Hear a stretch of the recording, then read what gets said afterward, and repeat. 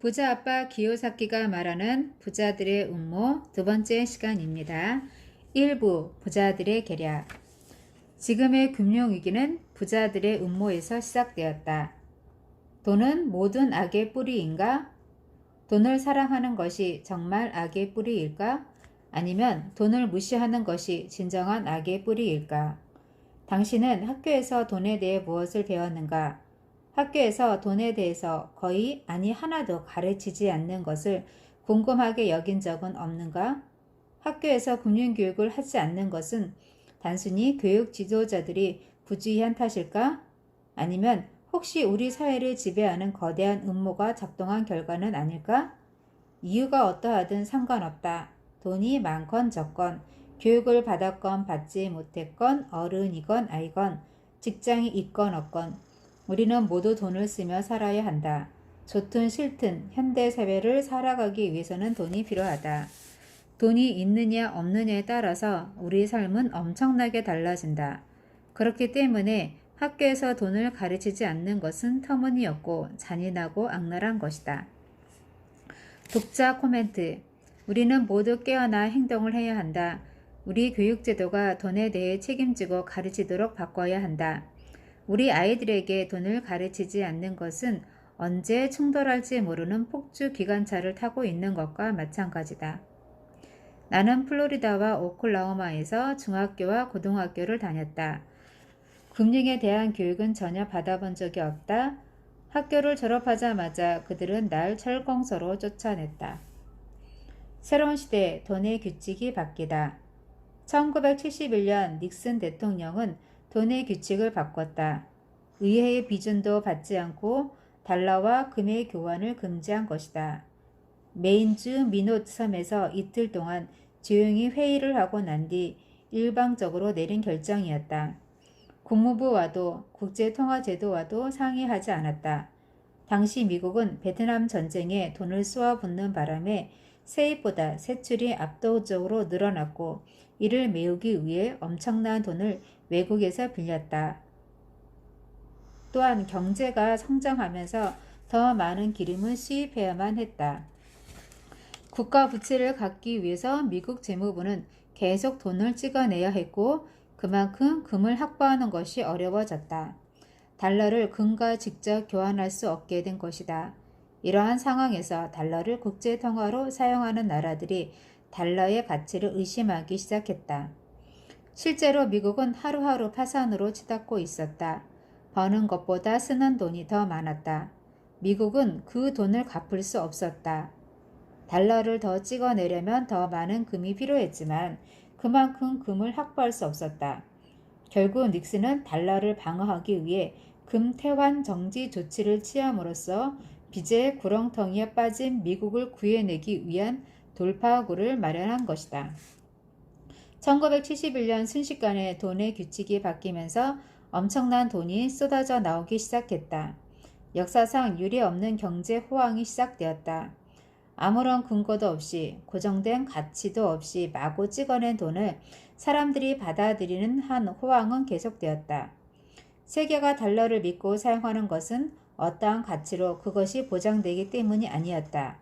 그 가치를 갖겠다는 미국 정부의 약속, 정확히 말해서 미국 국민들이 성실하게 세금을 낼 것이라는 신용만이 달러의 가치를 보장할 뿐이었다. 어쨌든 엄청난 돈이 쏟아지면서 인플레이션은 순식간에 폭발했다. 화려한 파티는 계속되었다. 해마다 더 많은 돈을 찍어냈고 달러 가치는 계속 하락했으며 상품과 자산의 가치는 치솟았다. 집값이 치솟으면서 증상증은 백만장자가 되었다. 돈이 하늘을 뒤덮었다. 신용카드가 우편으로 날아다녔다. 신용카드로 쓴 돈을 갚기 위해 사람들은 집을 담보로 돈을 빌렸다. 집은 현금 자동 지급이나 다름없었다. 하지만 걱정할 것 없다. 집값은 앞으로도 계속 오를 테니까. 그렇지 않은가?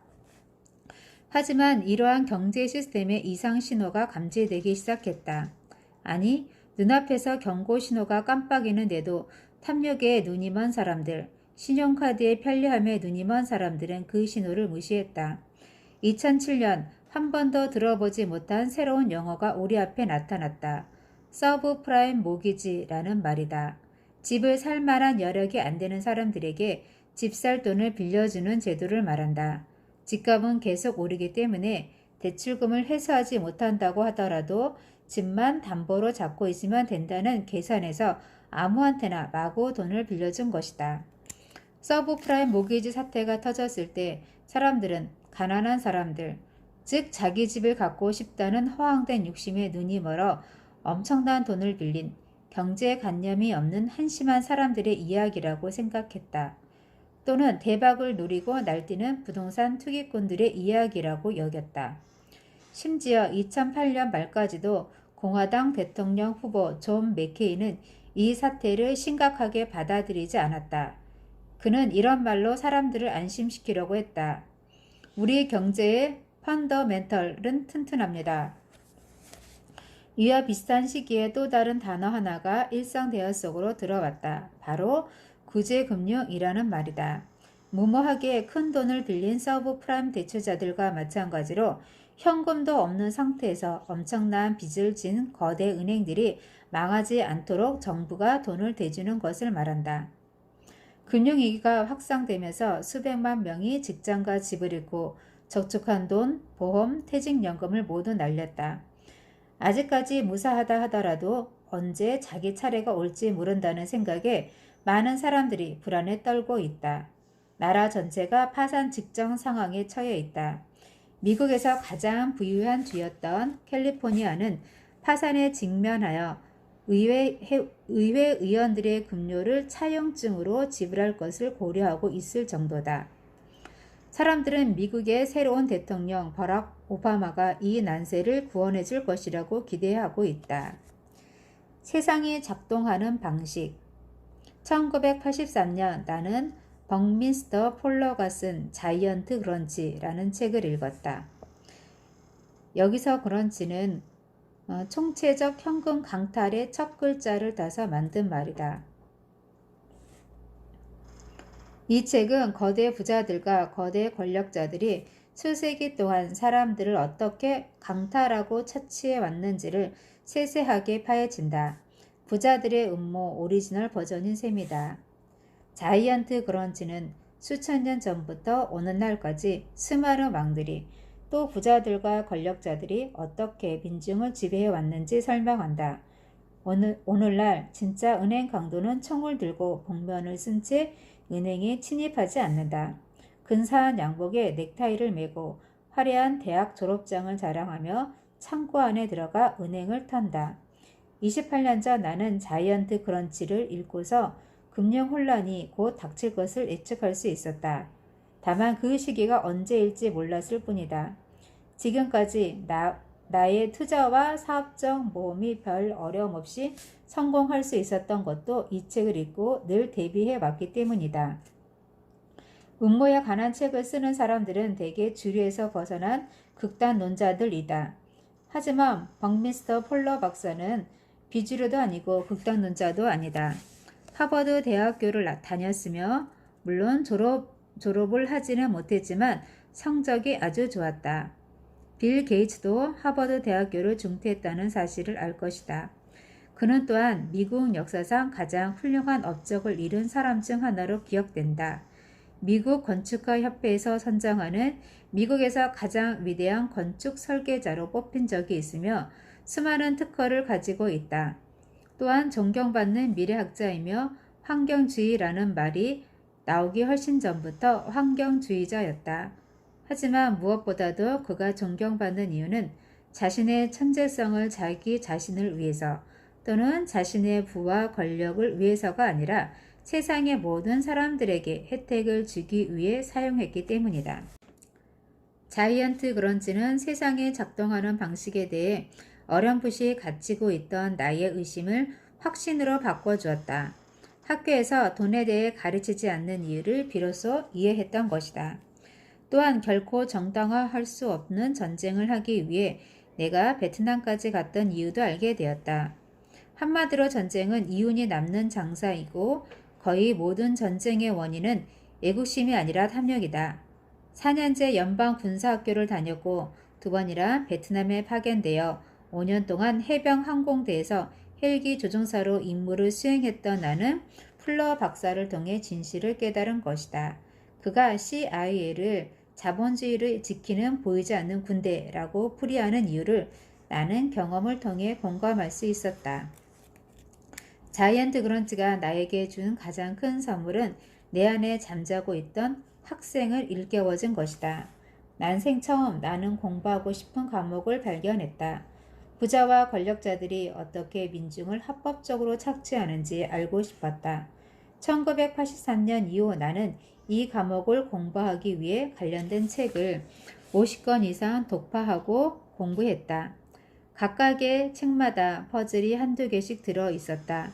당신이 읽고 있는 이 책은 바로 그러한 수많은 퍼즐 조각들을 하나로 맞춰 놓은 것이다. 음모는 정말 있는가? 음모론은 흔해 빠진 것이다. 링컨 대통령과 케네디 대통령 암살에 관한 음모론도 있고 마틴 루터 킹 목사 암살을 둘러싼 음모론도 있다. 2001년 9월 11일에 일어난 사태에 대한 음모론도 있다. 음모론은 결코 사라지지 않는다. 음모론은 음모론일 뿐이다. 해답이 없는 질문과 의심만을 가지고 꾸며낸 이야기다. 나는 또 하나의 음모론을 퍼뜨려 책을 팔아먹으려고 하는 것이 아니다. 하지만 1983년 이후 계속해온 공부를 통해 과거든 현재든 부자들은 끊임없이 음모를 꾸미고 있으며 미래에는 더 많은 음모가 작동할 것이라는 사실을 확신하게 되었다. 돈과 권력이 위기에 처할 때 음모는 더욱 노골적으로 작동한다. 돈과 권력의 눈이 먼 순간 사람은 온갖 부정한 일을 저지를 수 있기 때문이다. 예컨대 2008년 버나드 매도프는 피라미드 금융사기를 통해 500억 달러를 횡령했다. 사실 그는 이러한 사기를 치지 않고도 풍족하게 살 수 있는 사람이었다. 그는 한때 나스닥의 수장을 역임하기도 했던 존경받는 인물이었다. 그래서 많은 사람들이 그를 믿고 돈을 맡겼다. 부유한 개인 고객들뿐만 아니라 학교나 자선단체들도 그에게 엄청난 돈을 맡겼다. 똑똑하고 교육 수준이 높은 사람들, 권위 있는 기관들이 그에게 돈을 맡기며 수십 배가 되어 돌아오기를 바랐던 것이다. 하지만 매도프는 그 돈을 수년 동안 자기 돈처럼 써버렸다. 사람들은 엄청난 손실을 입었다. 돈과 권력 부패의 또 다른 예로 대통령 후보가 선거운동 기간에 5억 달러 이상을 써버리는 것을 들 수 있다.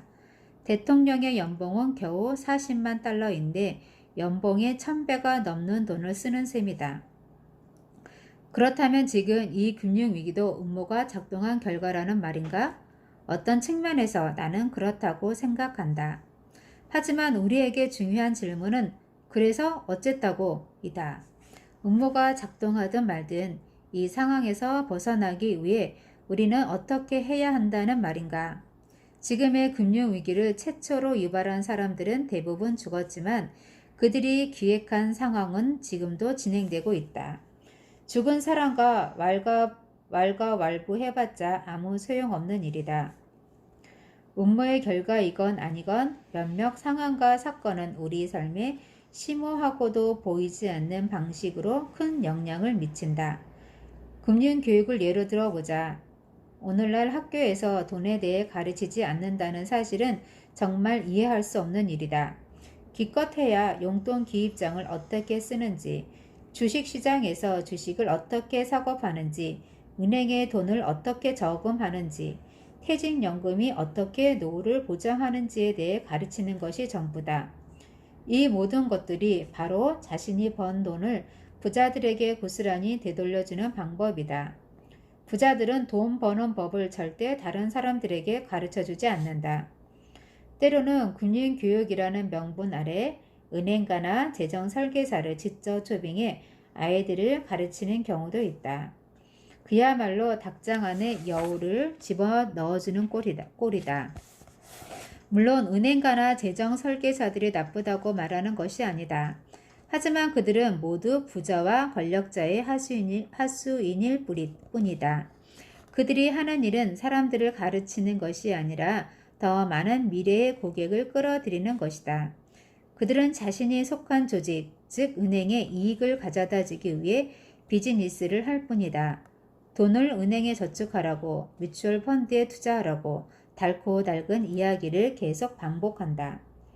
금융위기가 일어난 또 다른 이유는 사람들이 대부분 나쁜 금융조언과 좋은 금융조언을 구분하지 못했기 때문이다. 사기꾼들이 판치는 상황에서 사람들은 진실한 금융조언자가 누구인지 가려내지 못한다. 물론 대부분 사기꾼이다. 또한 나쁜 투자와 좋은 투자를 구별하지 못한다. 사람들은 그저 더 좋은 학교에 들어가서 학위를 얻고 더 좋은 직업을 가지고 더 열심히 일하는 데 몰두한다. 그런 다음 집을 사기 위해 번 돈을 아끼고 저축하며 여의치 않으면 그제야 자기도 모르게 새어나가는 돈을 막기 위해서 재정 설계사와 상담하거나 최악의 경우 버나드 매도프 같은 전문가의 탈을 쓴 악덕 사기꾼을 찾아간다. 사람들은 대부분 주식과 채권이 어떻게 다른지, 부채와 자기 자본이 어떻게 다른지조차 알지 못한 채 학교를 졸업한다. 우선주에서 우선이란 말은 왜 붙었는지, 뮤추얼 펀드에서 뮤추얼이란 말은 무슨 뜻인지 알지 못한다. 또 뮤추얼 펀드, 헤지 펀드, 상장지수 펀드, 모태 펀드가 어떻게 다른지도 알지 못한다. 돈을 관리하려면 꼭 알아야 하는 기초적인 정보들인데도 말이다. 많은 사람들이 빚은 무조건 나쁘다고 생각한다. 하지만 빚으로 우리는 부자가 될 수도 있다. 자신이 하는 일이 무엇인지 알기만 한다면 부자는 투자 수익률을 높여줄 수 있다. 자본 이득과 현금 흐름이 어떻게 다른지, 또 무엇이 위험하고 위험하지 않은지 알지 못한다. 사람들은 좋은 직업을 얻기 위해 학교에 다니는 것은 당연하다고 생각하면서도 피고용자들이 자기 사업을 하는 사람들보다 더 높은 비율로 세금을 내고 있다는 것은 전혀 알지 못한다. 현재 금융위기로 많은 사람들이 곤란을 겪는 가장 큰 이유는 자신이 갚아야 하는 부채일 뿐인 집을 자산으로 생각했기 때문이다. 이것은 아주 기본적이고 단순한 금융 지식이다. 하지만 학교에서는 성공하는 삶을 살기 위해 반드시 배워야 하는 과목인 돈에 대해 아무것도 가르쳐 주지 않는다. 거기에는 몇 가지 이유가 있다. 1903년 존 록펠러는 일반교육위원회를 조직하여 미국의 교과과정을 설계했다. 재정 안정을 위해서 계속 일을 해야 하고 일자리의 안정을 확보해야 하는 피고용자들에게 직업교육을 국가가 대신해 주는 것은 기업가들에게 매우 좋은 일이다. 록펠러의 이러한 구상은 명령을 충실하게 따르는 좋은 일꾼, 좋은 군인을 생산할 목적으로 설계된 프로이센의 교육제도를 그대로 모방한 것이다. 이 교육 모델이 내세우는 슬로건은 이런 것들이다. 이렇게 하라. 그렇지 않으면 해고다. 돈을 맡기면 안전하게 지켜주겠다. 내가 대신 투자해 줄 테니 믿고 맡겨라. 설령 록펠러가 이런 의도를 가지고 일반교육위원회를 만든 것은 아니라고 해도 상관없다. 하지만 오늘날 결과는 그러하다. 더욱이 지금은 좋은 교육을 받고 안정적인 직장을 가진 사람들도 경제적으로 불안을 느끼는 상황이다. 기초적인 금융교육도 받지 않고 장기적으로 경제적 안정을 이어가는 것은 불가능하다. 2008년 미국의 수백만 베이비붐 세대들이 하루에 1만 명 정도씩 퇴직을 하기 시작했다. 이들은 하나같이 지금까지 열심히 일했으니 정부가 재정적, 의료적 지원을 해줄 것이라고 기대했다. 하지만 그들이 지금 직면한 현실은 가혹하다. 직업의 안정이 장기적인 경제적 안정을 보장하지 못하는 것이다. 미국 헌법을 만든 건국의 아버지들은 돈의 공급량을 통제하는 중앙은행의 설립을 반대했다. 그럼에도 1914년 연방준비제도가 만들어졌다. 금융교육을 제대로 받지 못한 사람들은 대부분 연방준비은행이 연방기관도 아니고 준비제도도 없으며 은행은 더더욱 아니라는 사실을 알지 못한다. 일단 연방준비제도가 자리를 잡게 되자 돈에 대한 두 가지 규칙이 만들어졌다. 하나는 돈을 벌기 위해 일하는 사람들을 위한 규칙이고 다른 하나는 돈을 찍는 부자들을 위한 규칙이다. 1971년 닉슨 대통령이 금태환 제도를 불법화했을 때 부자들의 음모는 완성되었다. 곧이어 1974년 미국 의회는 근로자 퇴직 소득 보장법을 통과시켰다. 이 법의 시행으로 고용주가 제공하는 확정 급여형, 즉 근로자가 지급받을 급여의 수준이 사전에 결정되어 있는 퇴직연금 제도를 말합니다. 연금에 가입해 있던 수백만 명의 노동자들은 자신의 급여 일부분을 넣어야 하는 확정 기여형 가로 열고 사용자의 부담금 수준이 사전에 결정되고 근로자가 받을 퇴직급여는 적립금 운용 실적에 따라 변동되는 연금제도 가로 닫고 연금으로 갈아타야 했다. 이렇게 조성된 퇴직연금은 주식시장과 뮤추얼펀드로 흘러들어갔다. 이제 윌스트리트가 월급쟁이들의 퇴직금을 마음 놓고 주무를 수 있게 된 것이다. 돈의 규칙은 완전히 바뀌었고 부자와 권력자들의 입맛에 맞게 법은 이리저리 바뀌었다. 인류 역사가 시작된 이래 가장 큰 경제 호황이 시작되었고 그렇게 끝없이 부풀어 오르던 거품은 2009년 결국 터지고 말았다. 독자 코멘트. 나는 금태환을 중대한다는 발표가 있었던 그 시기를 기억한다. 당시 물가는 미친 듯이 치솟았다. 그때 20대였던 나는 첫 직장에 갓 입사한 상황이었다. 물건값은 계속 치솟았지만 임금은 하나도 오르지 않았다. 어른들은 모이기만 하면 불안한 경제 상황에 대해 이야기했다. 이러다 나라가 망하고 말 거라고 다들 걱정했다. 그런데 지금까지 어찌어찌 버티고 있는 게 신기할 따름이다. 다음 시간에는 돈의 새로운 규칙을 배워야 할 때로 이어지겠습니다.